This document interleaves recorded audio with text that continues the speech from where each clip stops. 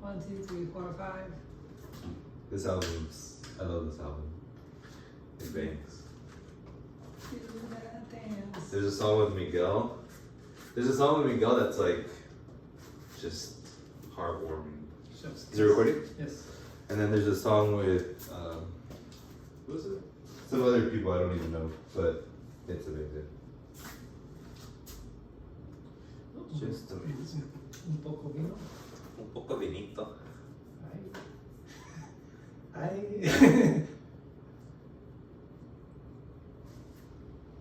Got a massive mosquito bite. Can't relate. I'm immune. What? It's not scratching. Excellent. Oh. Oh. Oh yeah, right there. Yeah, I've been digging music a lot more lately. Just feeling free, feeling the good jams, allowing myself to enjoy it. And takeaways. Takeaways is it's just like going back to the basics of don't be critical and just like listen multiple times, and like if after like the third pass there's nothing that stands out, yeah, like throw it away. But usually there is something that stands out. There's a song that pops up. Like re-listening to We Still Don't Trust You, and just like finally realizing that I can delete specific songs on Apple and just have like an album of like what you think are the best songs. Like, yes, this is the way. Yeah.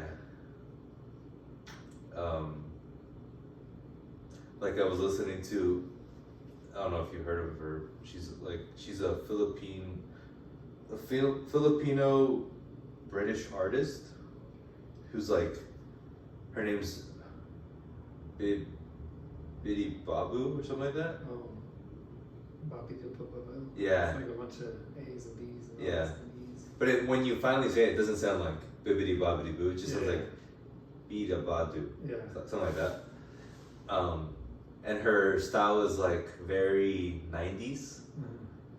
Just a reimagining in the 2020s. And it's really refreshing. Just like, just a voice. And it's not even like Adele voice. It's just like a hushed, nice voice singing her little rock alternative songs. And it's just like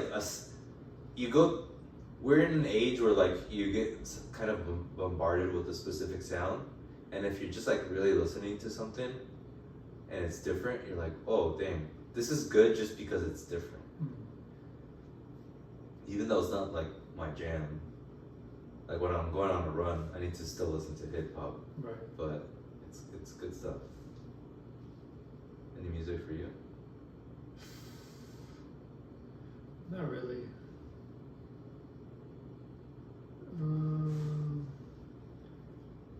Yesterday I had a weird spell of like older hip hop, like most def and like stuff like that.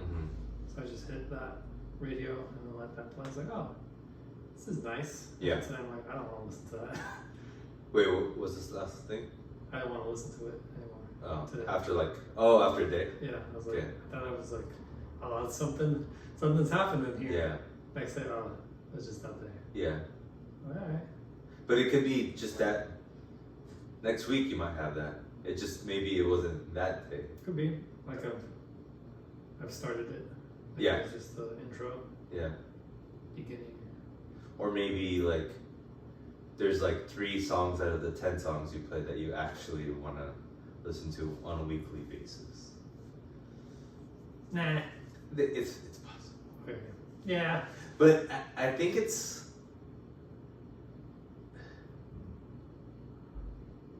all about just intentionality and presentness with whatever art you're consuming, right? Like, I think that's why movies are very impactful, or can be very impactful, at least for me, because it forces you to be just there, and like whether it's good or bad, you have to like withstand it. You can't leave. Like I couldn't leave the Charlie Day film, but that movie's gonna live on with me forever because of how excruciating it was. Tough. But the same thing goes for like a really good movie, right? But with music, it's so easy to just be like, bye, right? Like we can literally just play a song right now and forget about it. Whereas like if we go watch a movie, that's an experience. Yeah. It's kind of a cheat code. But at the same time, it's like, that also makes it, well, it makes what's happening right now make sense where like no one's watching a movie. A lot of movies have been flopping. Yeah. Kind of funny. Well, did you see any movie? Did you see Furiosa? You know, I bought a ticket on Regal. Not bought, like I had a subscription. I was like, They have that? Yeah. Oh, okay. I canceled it, not worth it.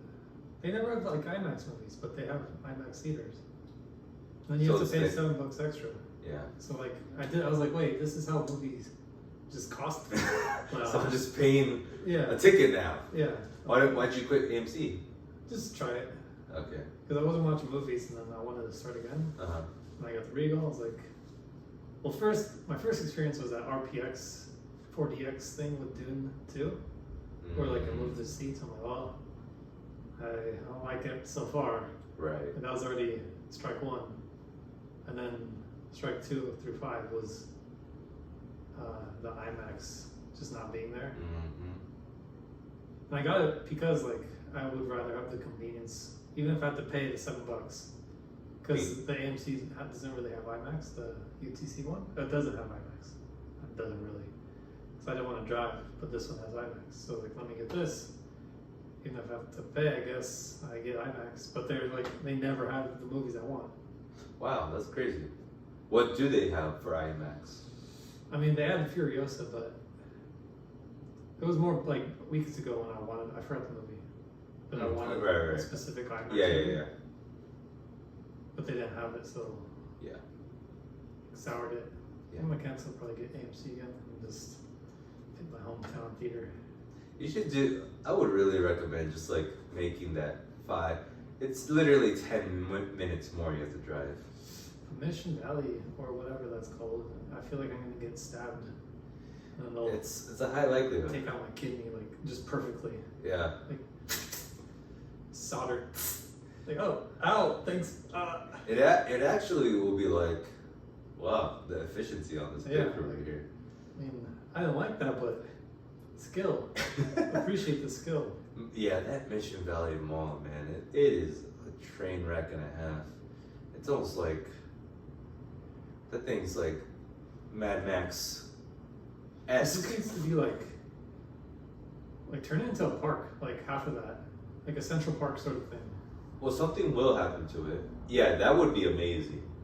I mean, honestly, malls, like, they're kind of poop. Like, what malls should be are more like a mix of mostly, it should be like apartment, park, and like mom and pop shops. Isn't that not a bodega? Like what's that called in New York where they have like Soho? I don't know about this. I never knew this. The combination has a name. I think they have it in London where it's like there's shops but apartments right next to each other. Right. I don't know the name. But Well, that's what you mean. something where it's like an organism, Yeah. rather than like this is all shopping. Because Yeah. that's what turns me off about malls is like you go there and you just see like the superficiality of it all. But maybe if you mix in like a nice coffee shop, a mom and pop shop, a cobbler, a shoe cobbler. Who doesn't love a shoe cobbler, you know? Like take out most of the stores, they just need that gym there, the theater, some good restaurants. Good restaurant. Good restaurants. Like Momofuku. Keep Target, and then Give me a Target, yeah. and then leave, laser the rest off, and then put like Dog park. a dog park, a Ferris wheel, whatever you Yeah. A little jungle little gym. picnic area. Picnic area, yeah. Where you can get like, and right next to the picnic area, you have, like mini restaurants, right? Like whatever, like faster food, not fast food, where you can just like grab the food and go to the picnic area and have food there. Have a little hot dog cart in the middle. Yeah. Hero guy. Cotton candy. Get your hot dogs. Yeah, you kind of need to bring back the classic Americana, but hipsterize it a little bit. Like hipsterize the hot dog cart, but have the same old guy saying, Get your hot dogs. Get your hot dogs. saying, Get your damn it.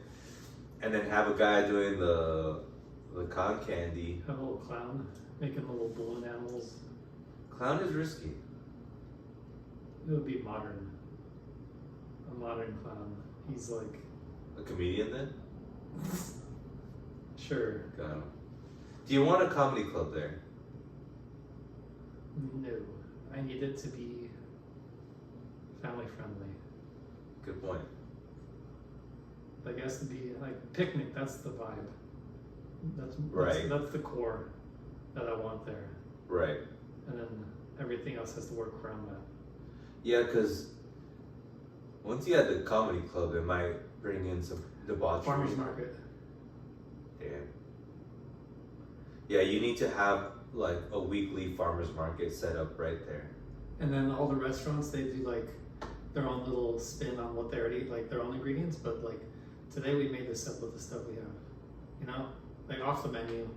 Completely Right. new. I thought you were going like they have their own little farmers market set up, Oh, no. but with like a simpler version of like their main entree. They do it on Wednesday, because like they don't get business either way. Gotcha. And then just get like one chef. Yeah. Pay him $30 an hour. Okay. Now, how do you keep the homeless out? Shoot them. Mm. You write Where? them. Hog tie them.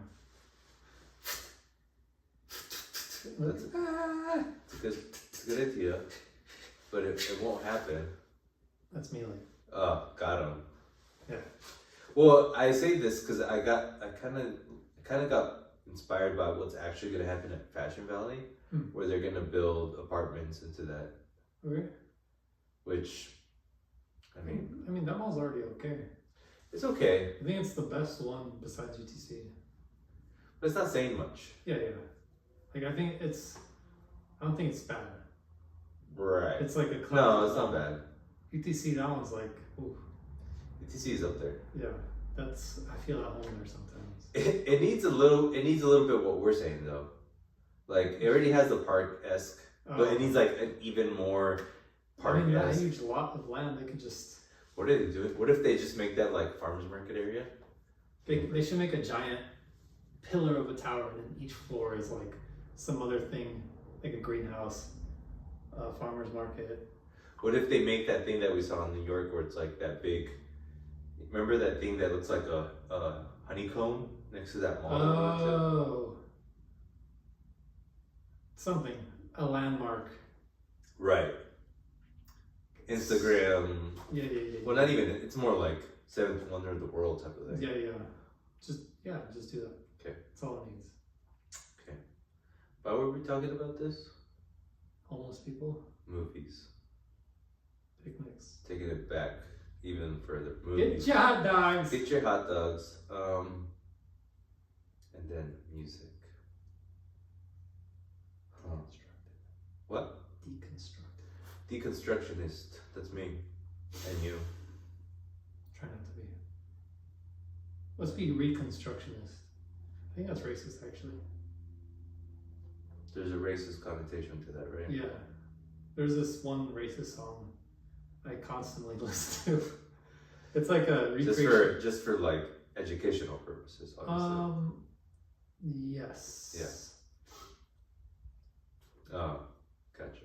No, but it's like a recreation of the Civil War song, but from like the bad guy side. Right? But all right. it's kind of hard, like. Here we go. were they bad guys? Also, okay. Like, it sucks because like it's easy to call them bad guys because it's like, okay, they're going for something bad. It's a reconstruction of a song from The Losers. That's a good take. Because they lost. Yeah. And I don't mean that negatively, just they lost. Losers. It's a definition. If you, like they lost, now they're considered the bad guys. If they won,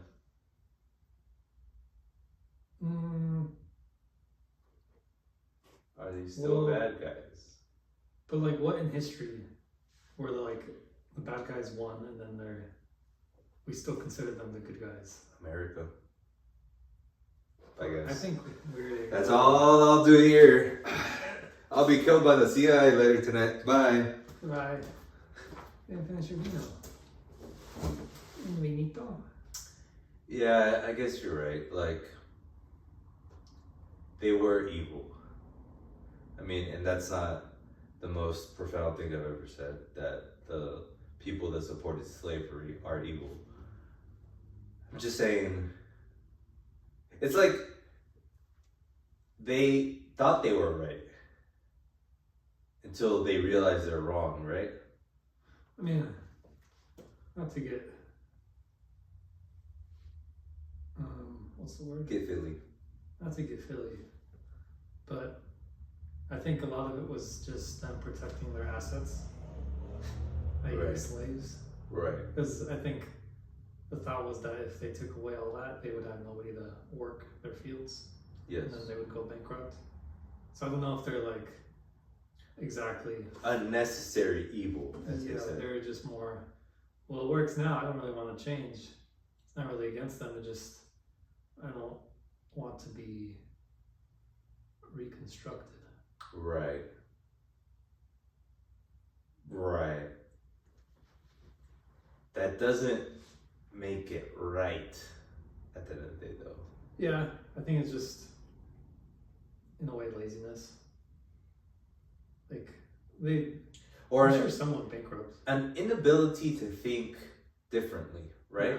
Because, oh, we can't have slaves? Okay, then let's get, very low-paid workers from China, from Mexico, which is obviously bad, too, but, baby steps, right? Eventually they'll become citizens and we'll have to pay them more, but baby steps. But in any case, they were still wrong. I don't know about that. I switched the other day. Pretty easy. I'm convinced. This past weekend we had family over. Yes. And you did not see them at all. And as a podcast that values accountability, that values truth, honesty, that values love. Yes. And family. Yes. What happened? Familia. What happened? Let's be honest. Let's be honest for once. I don't want to go. Okay, let's break that down. Why? How many whys will it take? I don't know, you tell me. I don't want those conversations. I don't want to make small talk. And I know it's like, you gotta do it. Mm-hmm. But I don't want to. Right. Right. Which is a feeling that is ultimately fair. Right? Yeah. You definitely, I already knew you had that feeling. But the opposite of that is, what do you get in return? If you do something that you don't want to do, you do it, do you not get anything in return? If you actually do the thing that you didn't want to do? Or is it just an empty feeling of see, that's why I didn't want to do it, because now I'm pissed because I had that conversation, or now I'm not in a good mood because I actually went to something that I didn't want to do. I think in that instance, if history repeats itself, no.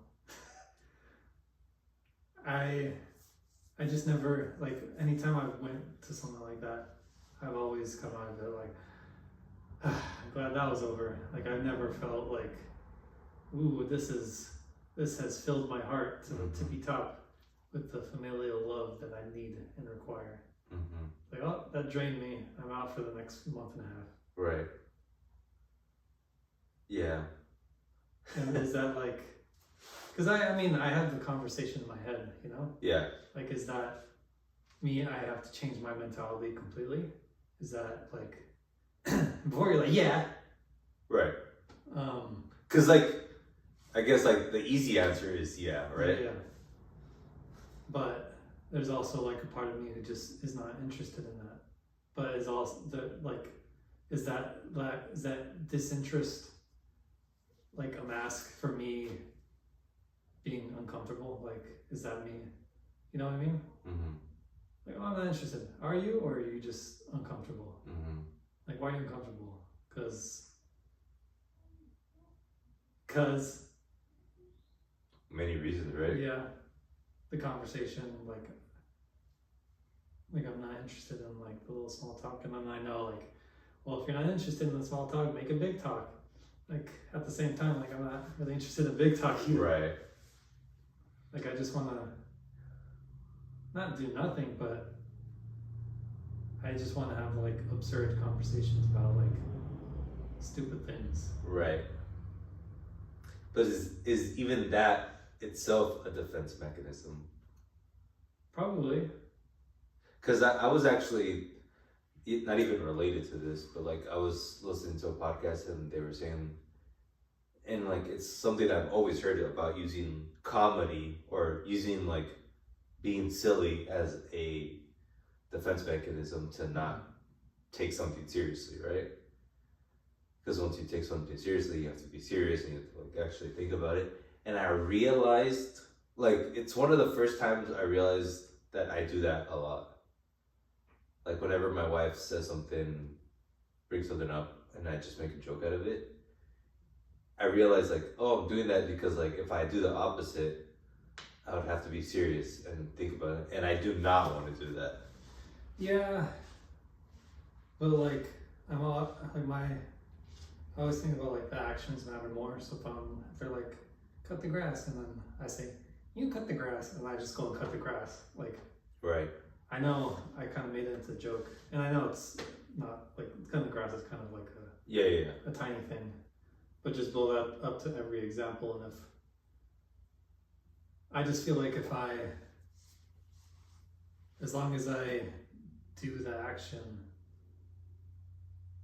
with a slice of comedy on top, like a garnish of comedy, like, I think that's a garnish, and then the action is the meat and potatoes. Yeah. Like, you still come through, and as long as you still come through and complete something, you can be nonsensical. Yeah.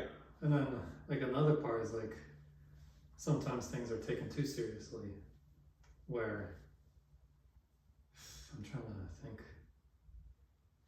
Oh, like at work where someone's like, right. So when someone is taking something seriously, when you're like, dude, it's just $5. Yeah. It's just a mistake. Yeah. Right? At the end of the day, it's just a mistake. Like, we'll get through this. Like, there's actually comedy. There's fun. We're alive. Yeah. Right? That you're saying that, right? Like, at its essence. But I think maybe I take it too far, where, like, I take nothing seriously. Yeah. But I do that too. Also, like, there's truth to that, where, like, I mean, none of this is serious. Like, look, right. Like, you could find the absurdity. Like, this is hilarious. This is absolutely. It's kind of erotic, honestly. Boing boing. You know? Yeah. No, but I think it goes back to, like, I completely agree. Like, I've done that throughout my life, especially at work, where I'm like, it's fine. But that kind of limits you too, like, where, like, people who care more succeed more, usually. But that doesn't really matter too much. It's more about like having an ideal, having something to stand behind. Like, I am this, I have these virtues. Yeah. Even if they are just like, I'm a silly boy, like you're trying to say. Yeah. But there's something to be said about human connection. Yeah. Plus family connection, you know? Right. And I say that because I know we definitely don't have the tightest family. We don't have a tight family. Okay. Right? Yeah. And you and I have both wanted that. But there's steps we need to do to even get close to that, right? And if you do want it, then those steps have to be made. Right. But if you do want it and you don't make the steps, then what you're saying isn't true. Then you really don't. Well, actually, I shouldn't say that. Good. It's not that they're not true, but you have to realize that you need to make the steps. Because I understand that there's two things happening here.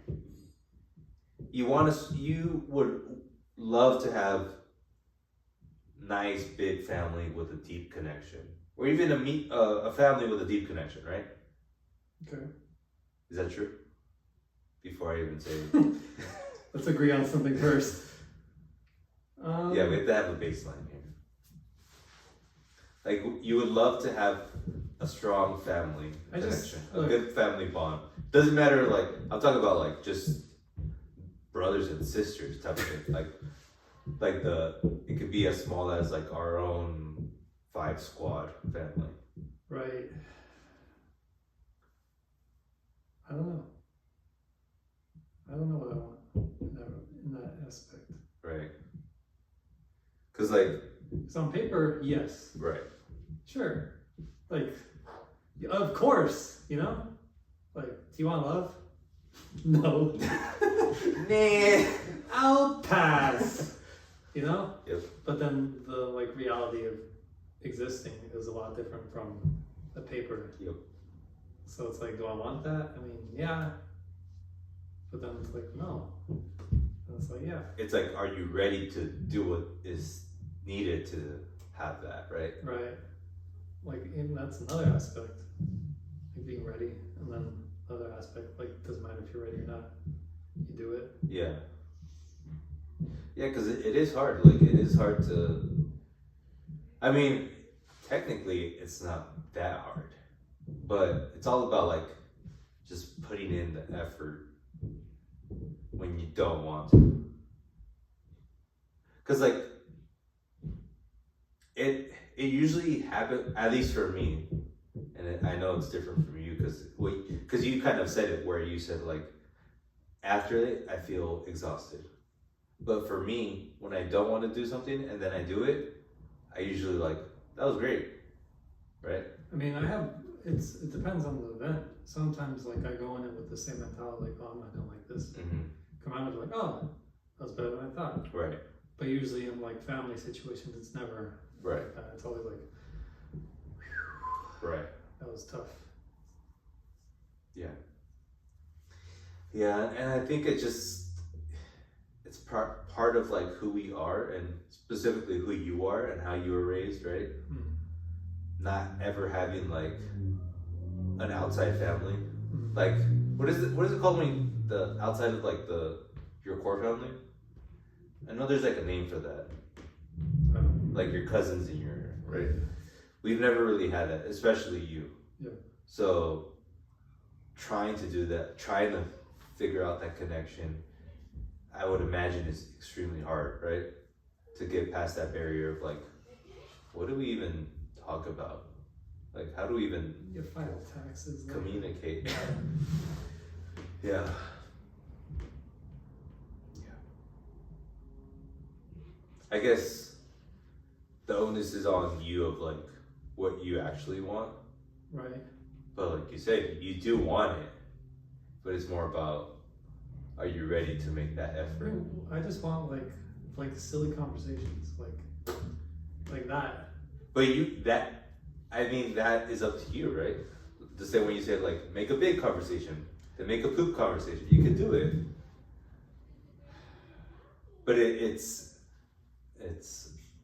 like, are you comfortable enough to do that? Like I'm hitting it deep. No. I'm hitting the inner recesses No. of Ivan and Frosty. I have like the most absurd thoughts. Apparently, like I don't trust people to be as silly as I'm capable of. Yeah. And I feel like I don't want to not be as silly as I'm capable. Yeah. It's such an absurd thing to say, you know? Yeah. Like nobody can match my silly in the ring. Which, like, when I think about you, it's not like you're like the most silliest. You're not like. I mean, more like absurd thought of like, you ever poop on the ceiling? Like not like that, but like Yeah. in that category of like, what the hell? Yeah. Like, can we just like I want to talk about like a real discussion on like what's the best way like to like poop on the ceiling. Right. And like take it seriously. Yes. Like I'm not interested like, oh, how's the school going? Like Yeah. I mean, it's happening. Yeah. Like I don't really care enough to like go into the details because it's like boring. Yeah. I know like make it not boring, but like it's not interesting. Like the nitty gritty of things like that. I don't. But I think that's just like the skill that you need to probably enhance. Of like, they say like, how's school going? They're like, then you go like, I don't know, but how about my fart? Just the loudest, most violent fart. You know, like, it's at the end of the day, it's just like, even if they don't match it and they're just like, well, we have a retarded cousin now, and I just realized that, but that's the life you want to live. I'm a lone wolf pack. I'm a lone wolf pack. It's just very, when I it's hard for me to, because like they ask about you, and I wish they knew the you that I know. Like, Just thinking how you picture that. He's such a great guy, and then you do that. And it's not even like, oh, he's such a great guy. It's just like, I wish they just knew Ivan. Right? But until Ivan comes out of the shell, no one's gonna know Ivan. They're just gonna know the myth that I speak of Ivan.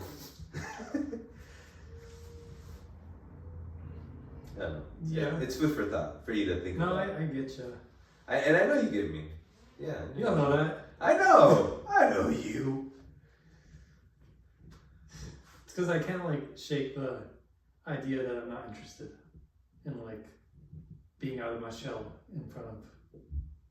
I don't want to say these people, but like a nicer way to say that. Mm-hmm.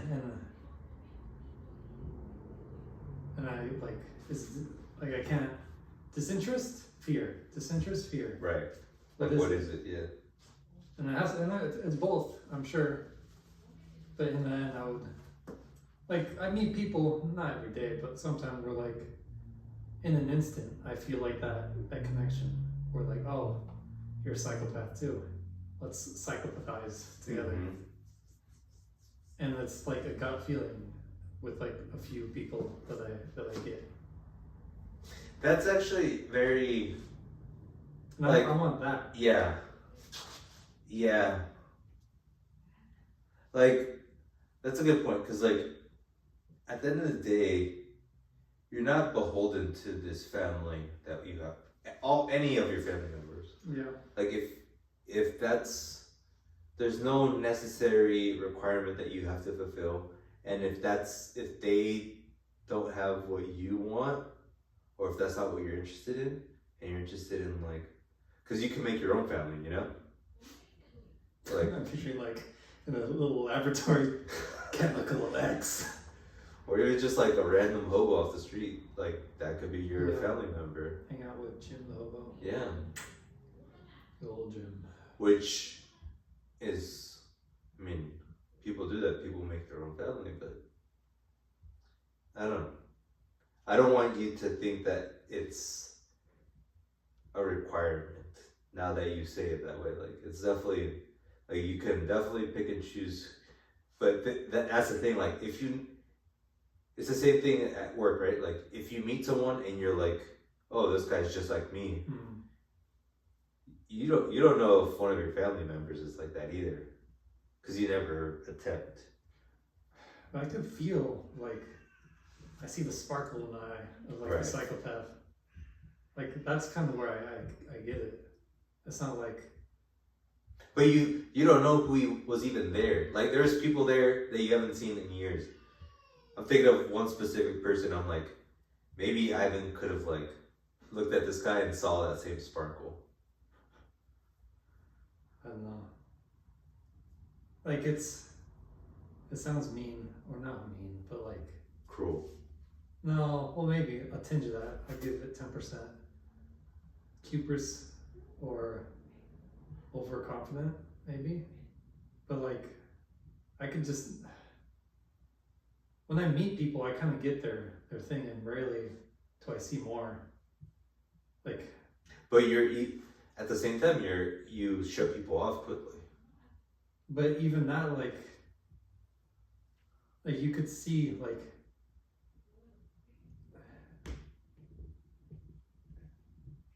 people don't hide who they are. I don't feel that. Like, they try. I hide who I am. But if you just look at me, you'll see that I'm hiding something. And that's what I see, like, people who are hiding things. Mm-hmm. And those are the people I'm like, oh, I can keep up with that gentleman right there. Because I can see he's a lone wolf pack. Right. And then, but like, rarely do I like categorize. I know it's not right, but like, rarely do I see somebody and categorize them as like, oh, they're that, and then they do something wrong. They break out of that box, and it's like, it's not hard to break out of it. It's more like just like fart in my face, and I'm like, oh, right. Like, just some little wink there, and it, like, and you can't hide that. Like, if you have that, it's gonna come out in some way. Mm-hmm. Yeah, you're saying that you can judge people quickly if you're simpatico with them. Yes, and I mean, I get it from like the negative psychopaths too. Like, at work, like, there's this dude.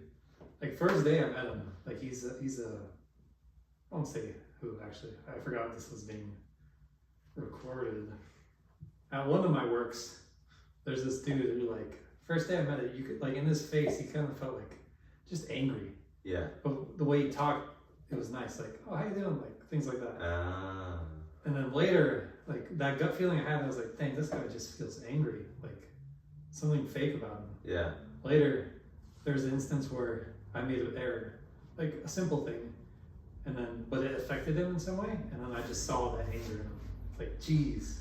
I didn't say it, but it was like I was not wrong in any way. Like, that dude has a huge amount of anger in him for no reason. And then same with, like, good people.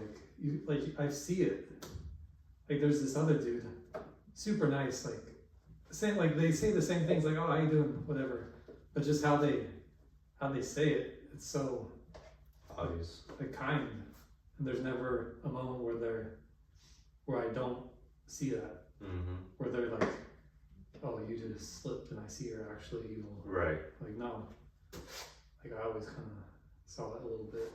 It's funny that you say this, because, like, as you say it, I think about Dad, and he was very similar in the sense that he would read someone and, like, make a decision of if they're a dumbass or not. Right. And if you're a dumbass, he would just treat you like the dumbest the dumbest ass Yeah. on this earth. And if you were good, it's like respect. Like not even friends, like Yeah. respecto. I acknowledge you. You act like Dad was so Mexican. He was like the most. I just like pretending to be violently Mexican. Yeah. Yeah, Dad was very American for a Mexican. But it reminds me a lot of him. But you have like you have the same thing, which you have the same judgmentalness, but like a less harsh version, where like you won't treat someone like a dumbass. You'll just be like, I just won't talk to you. Yeah. And I won't respect you. But I mean, that has its drawbacks where it kind of disconnects me. Yeah. At times. But still, like, if anything, I'll just treat them nicely. Like, oh, right. Like, I'll reciprocate. Yeah. But I won't be like. You won't dig in. Yeah. We are our parents at the end of the day. That is true. Enough harping on you. That's good for that. Take away. Go do something tonight. Just sit on that and go a certain direction more. Like commit. Yeah. If you're gonna like something I've been really like. I really feel like I'm at a point where like some commitment has to be made to some law that I have to like abide by. Like I've been dabbling with not Christian dark arts, laboratory spectacles, Christianity, not Christianity, but just like the belief in Jesus Christ. YouTube, and then I have this little app that gives me like a quote every day. So I really think about it, analyze it, and then I kind of went through the Bible, just like summaries of each section, because I want to know like what the hell, what is this? Right. Like I get the gist now. Like I haven't read it, and I feel like that's embarrassing in its own way. But I get like what it is. Like it's either treated as like this really happened, a guy came back from the dead, and then people believed him, or like just a manual to life. And it's if I treat it more as a manual to life, like I can follow it to a degree. Yeah. But then the reality of life, like this world, society, culture we live in of sell yourself, sell your art, sell everything to have the right to live in this world comfortably. Like it's impossible to, not impossible unless like you could not settle, but like live with having like a menial 9-to-5 job. Mm-hmm. Where's I going with this? But if I want like even a little more than that, I would have to play the game of capitalism, just like a bit. And if I play it, I'm evil. Like not evil, but like playing with the game. You're tinge evil. You're doing like, evil stuff. It's because I don't. If I support it, if I am in it, if I'm using it, I'm supporting it in a way. Yes. Like the only ethical way is to be like a monk. You don't play it at all. Yeah. But I don't want that. Obviously, like. Right. I want to watch a movie. Right. I want to run in the park naked. You know. Right. But. You want to play Lulu Vert every now and then. Exactly. Which like, it's a great reference because I think Lulu Vert backwards is like devil. Right? Yeah. Yeah. Okay. I'm sorry. But like I was trying to see like, can I be a follower of Christ? Like unironically. Yeah. That's actually funnier than most things. Because I wanted to like. I believe in Christ unironically. Because like I have it's a personal theory of like you can explain everything, but then like a lot of followers of Christ are like, oh, faith can't be explained. So it's like I want to explain it in a way where I can use it, and the only way I can is if I use it as a general guidebook Yep. Not as a, well, Jesus. I believe in provide. Easter. I believe in the resurrection. I believe he died for our sins. Yes, God is holy. Yeah.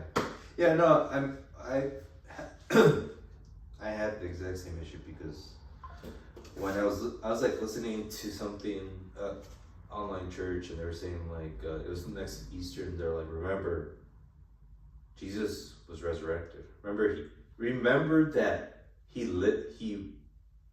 rose from the dead. Like, you need to believe that. And that turned me off so bad. It's like, it just feels pointless. Like what do we get from believing? I mean, you don't get anything from anything. Like, that's not the point, You're not supposed to get things from someone. Yeah. And like, just the like, you are a sinner. Mm-hmm. You need to ask for forgiveness from Jesus Christ. I'm like, yeah, I can't do that because I have no sins, so I'm good. Because it's hard for me to, like, I know I do bad things, but I can't say, please forgive me. Yeah, I think now I'm at the point where, like, I'll do my best. I'm gonna probably be evil, but in the end, I think it'll even out. Yeah. Hopefully, that's like the goal, even out but like, hopefully more on the good side, not so much evil. Yeah. Like, I'll front load with evil. I just think for you I think for you the solution is kind of similar to the solution for me, which is like take all the good things from all religions, mm-hmm. and believe in something. Yeah.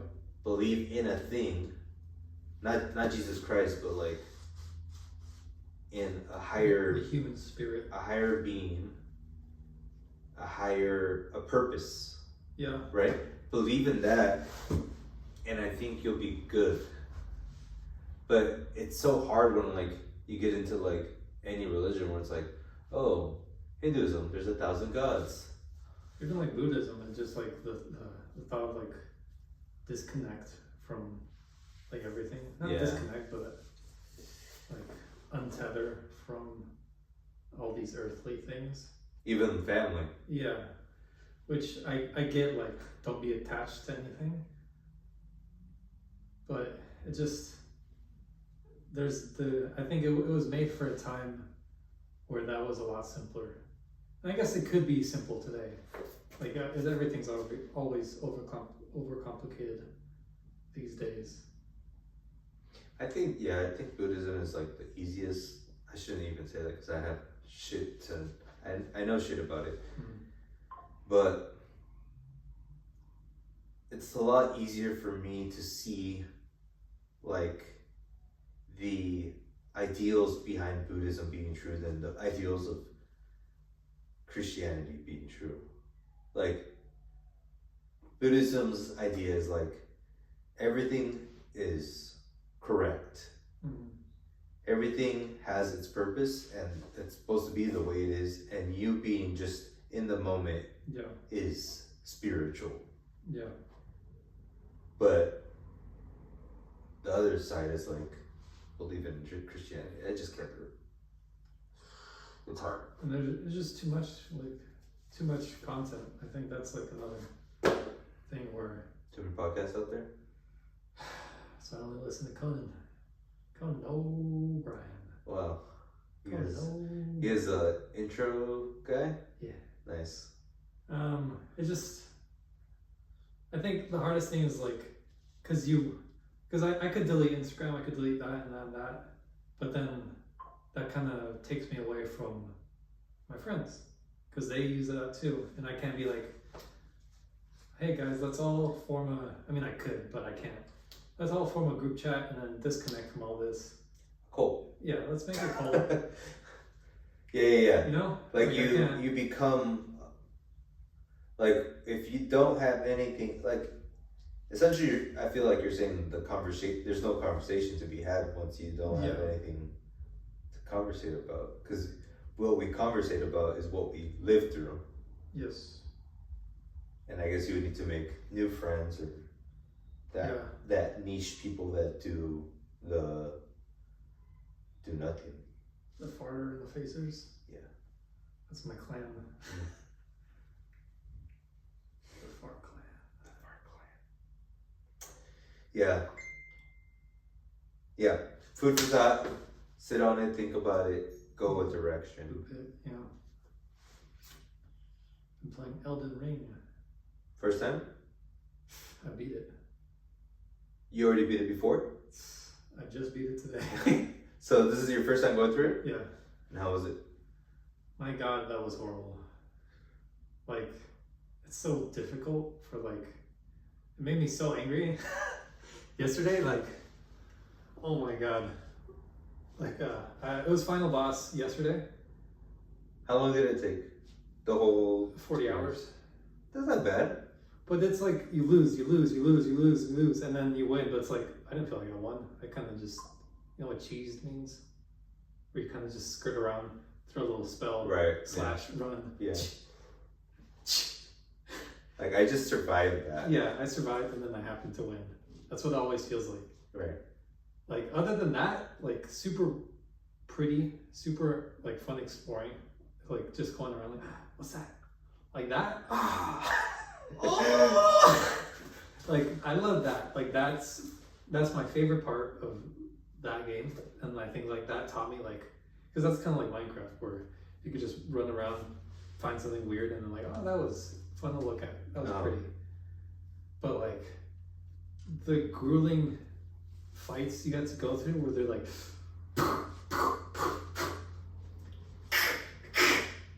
put it back. Essentially just like once they got you, you're dead. Yeah. Yeah. And like you could like I looked up better builds so I can just like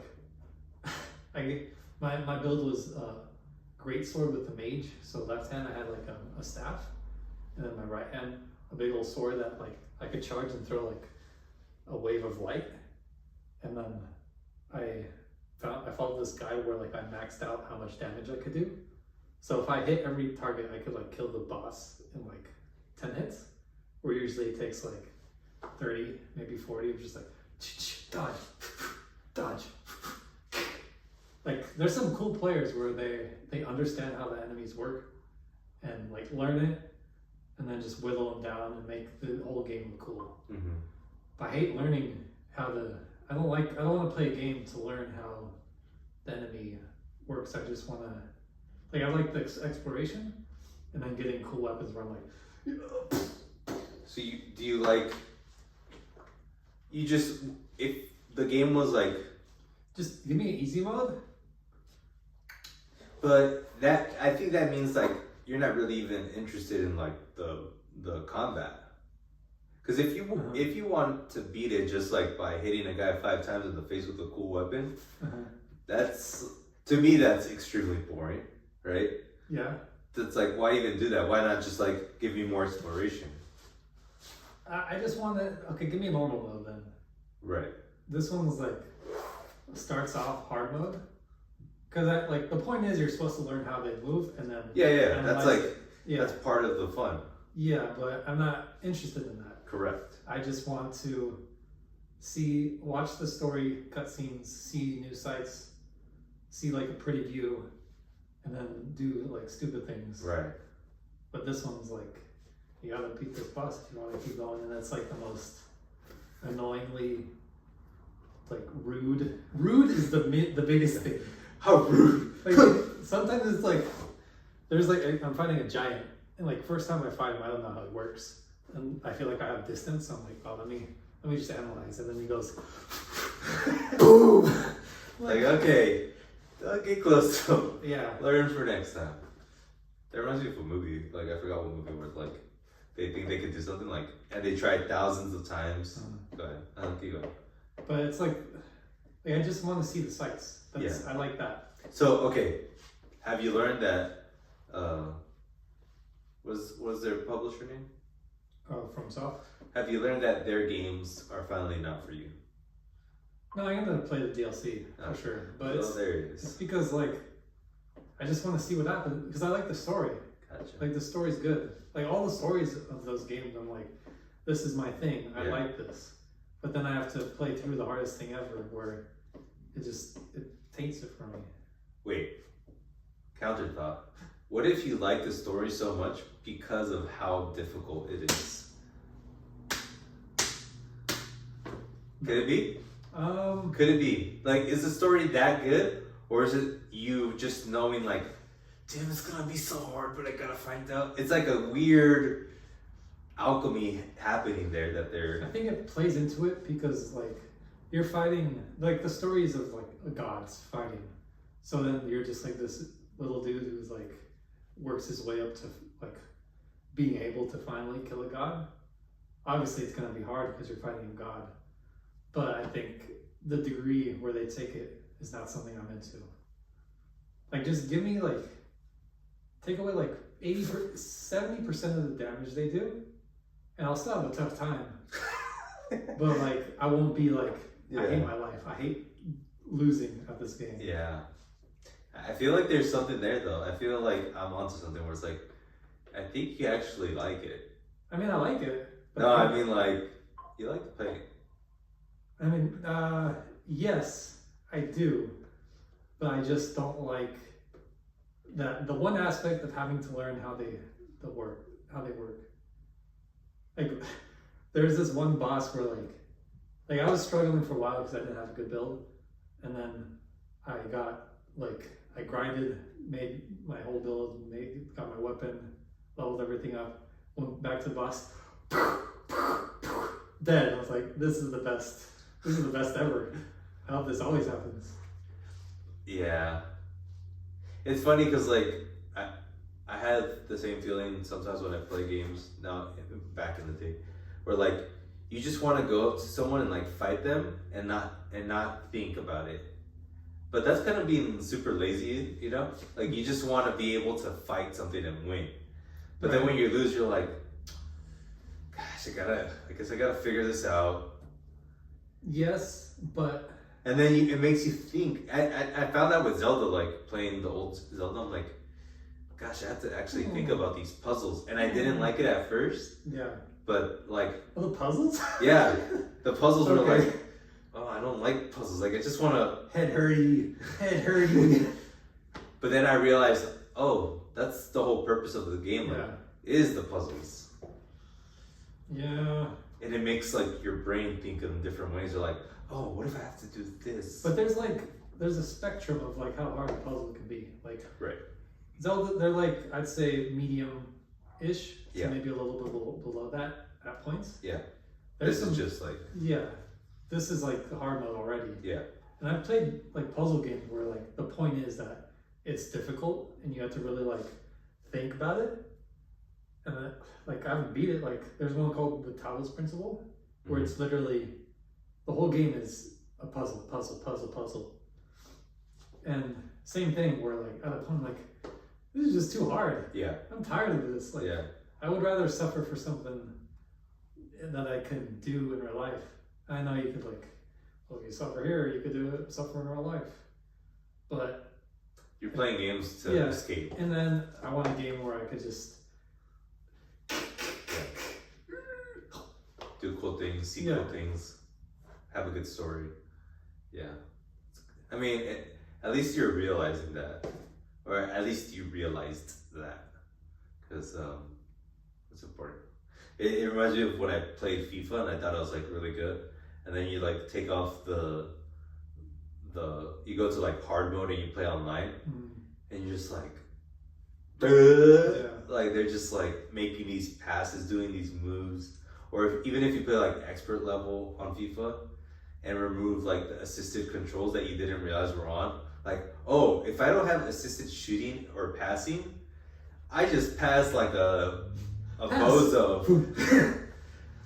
Man, and that was demoralizing. I'm like, oh, I guess the AI is doing all of it for me.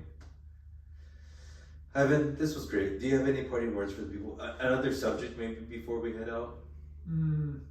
Movies, TV. I've been watching stand-up Dave Chappelle. What have you realized? He sucks. No, he's good. What about Tyre's Netflix show? I watched an episode. It's funny, but I think like it's not like there's funnier shows that have done what he's doing. Yeah, it's better. Yeah. Like, if you like Shane Gillis, then you'll like it. I haven't seen it at all. So. It's good, Okay. but it's like there's points where like it feels like it needs a laugh track, just because how slow they go. Like he says something and there's a pause. It's like, why'd you pause? Right. Like if it was real life, you would just keep going. Right. And it feels like he's like, Right. Like trying to hit something. yeah, and they all do that. It's like shouldn't you? If there's no laugh track, you don't do that. If there's a laugh track, you do that. It would be funny if there's a laugh track actually. Chappelle. Oh, I just wanted to see like what made him like the greatest ever. I think it's just like delivery. Like he's so natural at what he does. Like his stuff. Like for me, the funniest is Norm Macdonald. Mm-hmm. But his stuff is like a little more politically charged or touches on something, but not in a funny way. But in the end, it feels like a little more like preachy versus comedy. Like he just says it's funny how he says it. Yeah. But like I want like a classic stand-up where they're funny the whole time. And he is funny. Like it's hard to describe. Yeah. I watched some like Chris Rock's, like after Will Smith, the whole thing. The live one. Yeah. How was that? I wanted to see like, I never watched it, so I wanted to see what he did after the fact. And it's weird how dated he technically is. He's like how he like you can tell it's an act. Like it doesn't feel natural. Well, I don't know how to describe it, but I'll just say what he did with the Will Smith thing. He mentioned it for a bit at the start, so like people were aware that he was going to touch on it, and then the last 10 minutes were him like really dissecting it and saying, "Well, Will Smith, we all know he was just hurting in the end," and then the whole time, it just annoyed me that like he was not himself. It was like a obvious stand-up character that he puts on. Like I know what you're saying, but I wonder how you feel that you know that is. Because with Norm Macdonald and Dave Chappelle, it doesn't feel like it's a character they're putting on. But how do you know that that's not them? Like, what No, if he is yeah. living the character? Because it just feels like a stand-up, like something Key and Peele would do. Like it feels like a parody. Like you watch him, like this feels like a parody of something. Where Chappelle and Norm, it feels like they're either just talking to us, or it's just natural. So maybe maybe that's just his style, though, right? Like, Yeah, and that's just not for you. But it feels dated. Like Fair. I don't like you look at his audience and they're like 40, 50, which not bad, but if you're trying to enact change, and I think that's what most great art should be, I think your audience should be, it sounds mean, but younger. It's a weird thing to pick on, but I think the better thing to pick on is that like his thing feels dated. Yeah. Like, I mean, but that at the same time, that is a reflection of who comes to the show, right? Yeah. But it just so happens maybe that day a bunch of 40-year-olds bought tickets. Yeah. But I could see your point of, even though I've never really listened to any of his stand-up, he probably isn't conversational. He's more like just like boom, boom, boom, like has like a rhythm. What's his name? I think Jimmy Carr. His thing is like he does like joke after joke after joke, Yeah. but it's like da da da da da, and then he looks at people like how like to make sure they got it, not in like a sad way, but like that's his thing. That's part of the gimmick. Yeah. Yes. And I was like, dang, I hate this a lot. Yeah. Just because it's like same thing. It's obviously written. Right. And I don't mind writing because I think you should write it, but it's like an actor where, like the bad movies where they memorize their line and they don't know what they're saying. Like it feels like that. Right. Or sure, you're saying it, but are you that person? I think that's the thing where it feels dated. Yeah. Like, he feels dated. Yeah, I could see that. Yeah, I think what you're seeking for is something, Shane's good. yeah, more loose. And that's probably the trickiest thing in comedy, because like it might seem loose to you, but even with like a Chappelle thing, like it might seem loose, but he is doing everything on beat. Yeah. It's just his beat. Yes. But since it's his beat and it's unique, then it feels loose, right? Yes. Like it's all a weird circle. And that goes for like all comics that do that kind of thing. You gotta trick us, is what I feel. Yeah. Make us believe that you just made it up. Right, but if you see it, that's when you get turned off. Yeah. Yeah. You wrote that? Yeah. Ew. Yeah. I could see that. But there's something great about like watching Seinfeld and just like, I want to watch Seinfeld because not the show, but like his comedy, because it's like you know what's coming. Like sometimes you want your Kentucky Fried Chicken, or sometimes you want to eat momofuku and have an experience, right? It's all what you're feeling that day. I guess I'll quickly talk about this. Eminem released a video for his song. Oh, I forgot to listen. I heard like 2 seconds. What the? It just feels. I watched the video and I listened to the song. Obviously, for watching the video, and I was like, nah. Like I haven't liked Eminem for so long, and it just something about his like like I just don't like it. Like it feels corny. He's dating. Yeah. And I don't know. It's like I feel like after a point, like you've said everything you can say, and you gotta like pass it on. Like he should have just been a producer or like a mentor after like right. Marshall Mathers 2 or whatever. But I feel like he has talent in like ideas. Like there's other stuff you could do. It's just like when you, I don't know, just like hip hop is funny because like you have to be.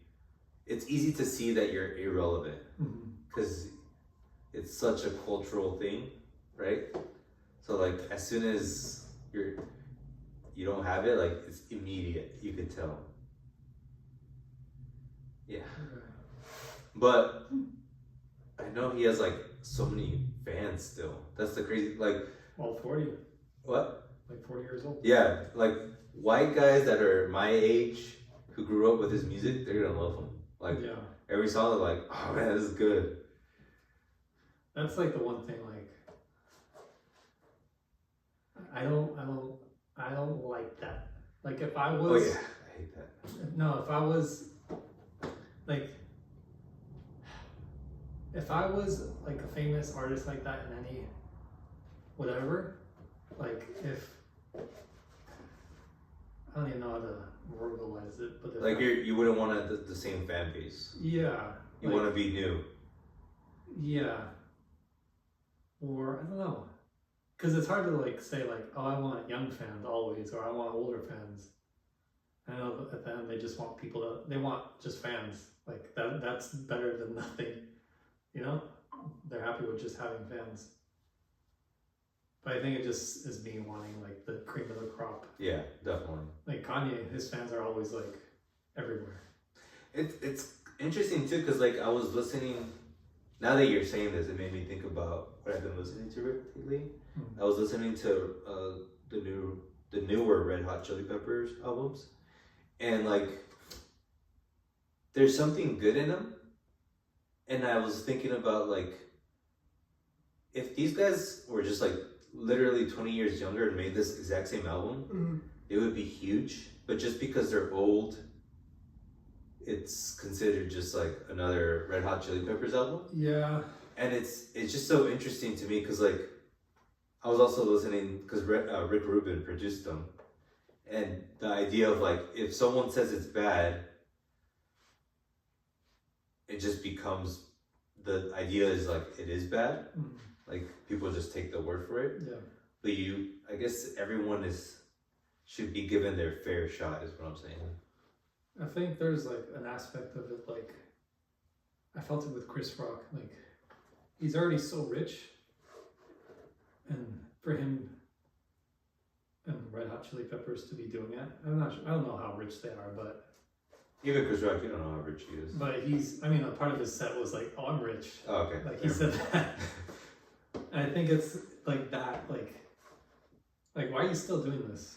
I think, because if you get those $5 million, all you need.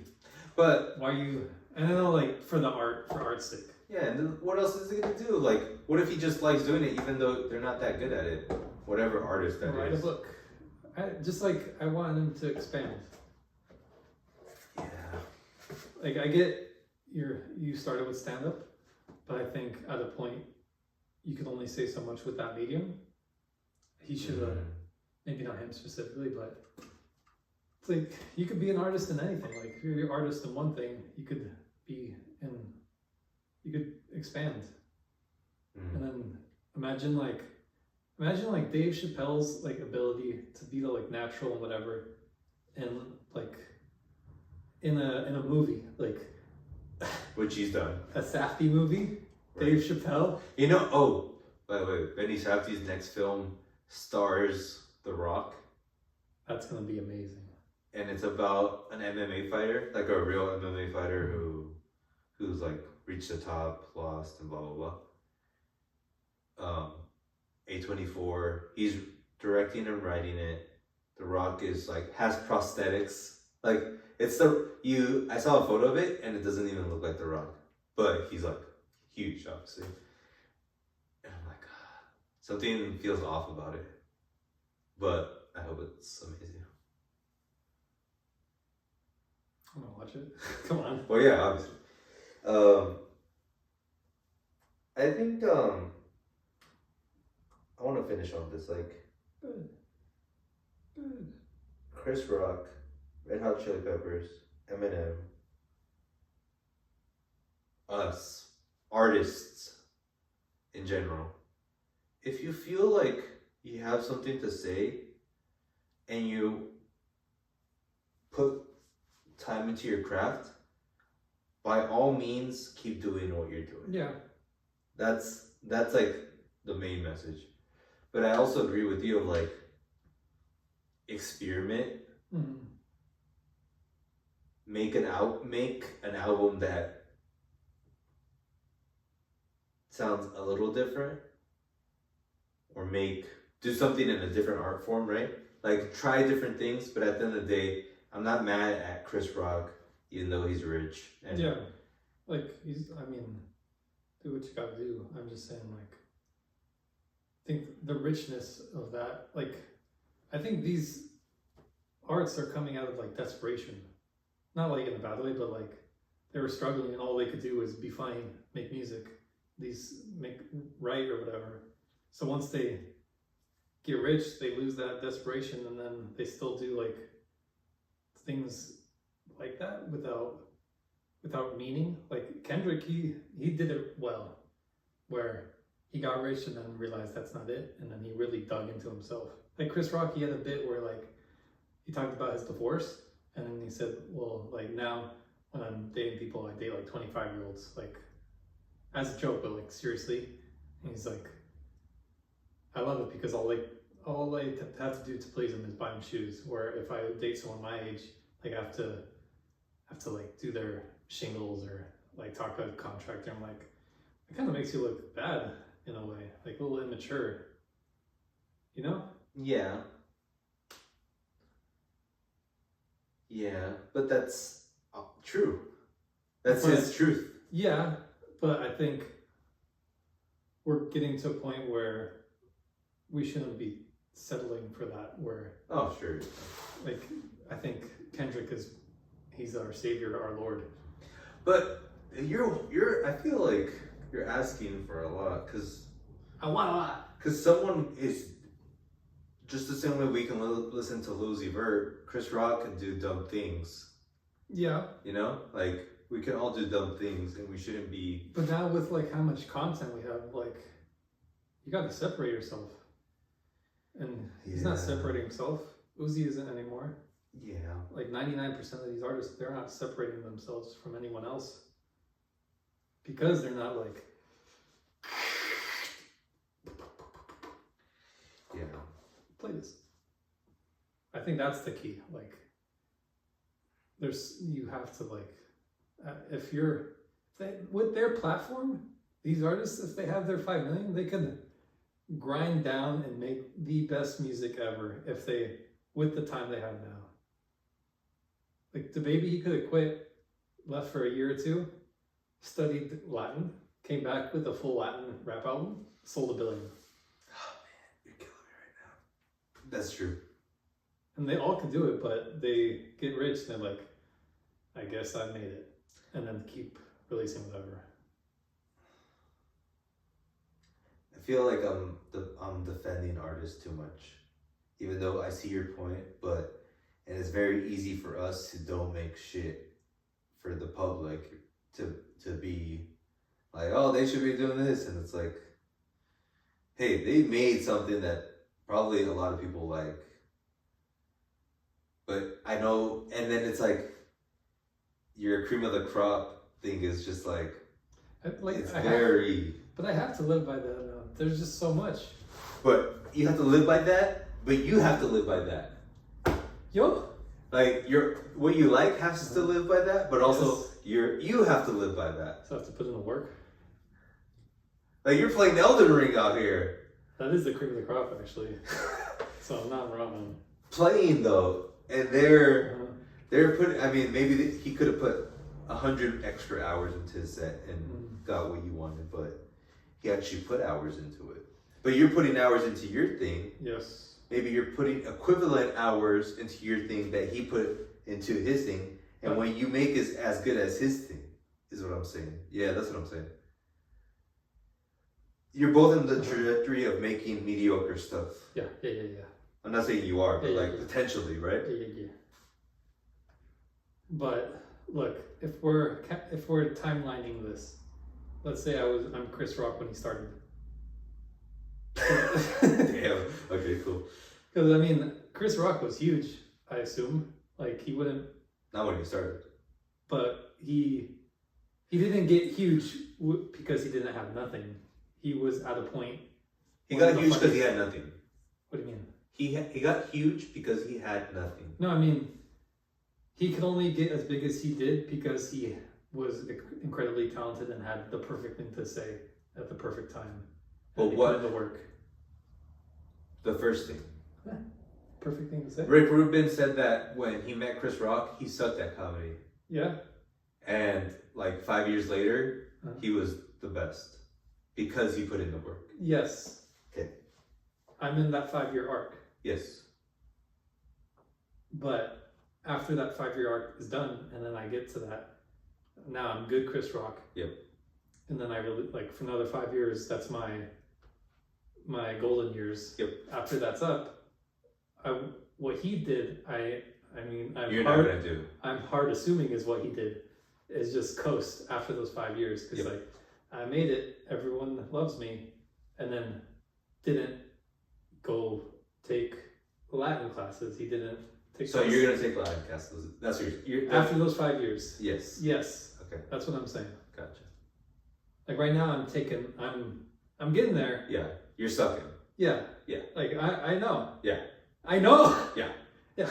Yeah. Like I say, yeah. Yeah. Yeah. Yeah. Okay. Fair. And I think I'd say 99% of artists do that, where they, 5 years, they suck, finally good, 5 years pass, golden years. Yes. But it's like, name one artist who hasn't Coasted? Yeah. Kendrick? Kanye? I mean, Kanye coasted pretty hard on his last album. Because he's mentally impaired. Disabled. Okay, fair. He went insane. And Kendrick, like, I guess what I'm saying is like Kendrick's eventually gonna coast. Like there hasn't been one who hasn't coasted. Either die a hero or live long enough. Yes. Michael Jackson, Prince. Coasted. It's actually kind of crazy how much Michael fell off. Like, if you actually see like how big he was to like his latter years of like what he released, like, dang, you actually like your hit rate is actually 50-50. I think the trials took it out of him. Like it's kind of, but it's crazy, right? Like how big he is, you would assume like, oh damn, he was like just like popping classics after classics. Like, Andre 3000. You made me take a deep breath. I mean, I think that's what your ideal is, right? Yeah. Okay. He did it the best. Okay. And what? He's probably 10 million bank. Super happy, chilling, playing his flute. What else do you need? I need to listen to that album again. That's a great album to listen to now. I need to listen to it now that I'm back into music. Thank you, Evan. Another great episode of Ivan and Adrian. We'll be back next week. Adrian and Ivan. With another episode of great intellectual thoughts and deep reservoir cenotes, rainwater in Arabic glasses. You know how like Action Bronson just says like the wildest things in his raps? Listened to one of his songs ever. This is essentially Action Bronson rap right here. I'm drinking rose water out of Arabic glasses on Tahiti rooftops like Frank Sinatra. That's who he is. It's kind of like Woman of Doom, where he like kind of like close it together. Yes. But not as talented. Correct. He's actually it's very it's very beautiful the way he raps. But yeah, he's good. There's nothing there. Yeah. But he's honestly my idol. Because of the food. Now it's like his fashion sense. He actually did it well. Because he rapped and then, I mean, he still probably raps, but now he's like, let me just be a cook, let me be a MMA fighter or whatever he's doing. He's making like random New Balance shoes that are insane. Yes, I like that. He's making random pop-up food dinners